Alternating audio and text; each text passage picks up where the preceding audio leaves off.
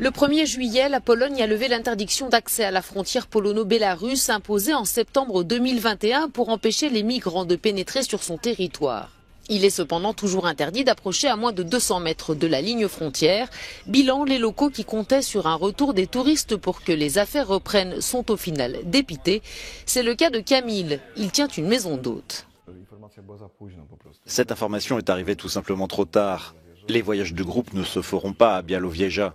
Les touristes individuels, eux, sont prêts à venir, mais dans d'autres endroits. Le mois de juin n'est pas la meilleure période pour réserver un voyage. Donc nous nous attendions à peu de touristes. Mais nous n'imaginions pas une telle pénurie, c'est très grave. Les gens ici ont soif non seulement de ce soutien économique, mais aussi de revoir des gens, des touristes normaux.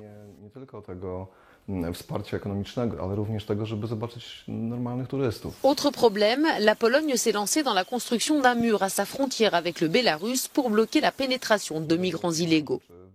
30 000 hommes en uniforme ont été déployés ici. Une clôture qui a coûté quelques milliards de zloty a été dressée et les migrants sont venus quand même. Un mur a été érigé pour arrêter les gens et s'il fonctionnait, ce serait le premier mur au monde à y arriver. C'est impossible.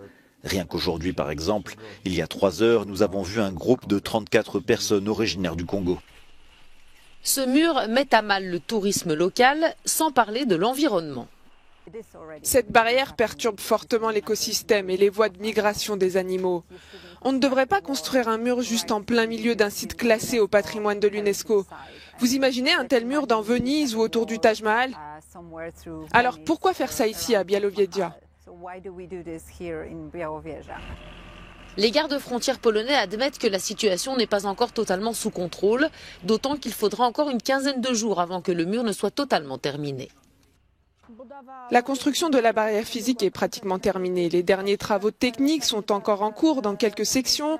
L'installation de la barrière électronique a commencé. Elle doit être opérationnelle dans 2 mois. Il s'agit d'un système de capteurs et de caméras de surveillance. Un mois supplémentaire sera dédié à l'étalonnage de tous les systèmes. La situation s'est un peu calmée, même si chaque jour nous arrêtons des personnes qui franchissent illégalement la frontière. Les activistes qui aident les migrants à la frontière affirment que le flux de personnes n'a pas diminué. Cependant, le nombre de nationalités augmente, notamment concernant les migrants en provenance d'Afrique. Magdalena Hodownik for Euronews from Warsaw.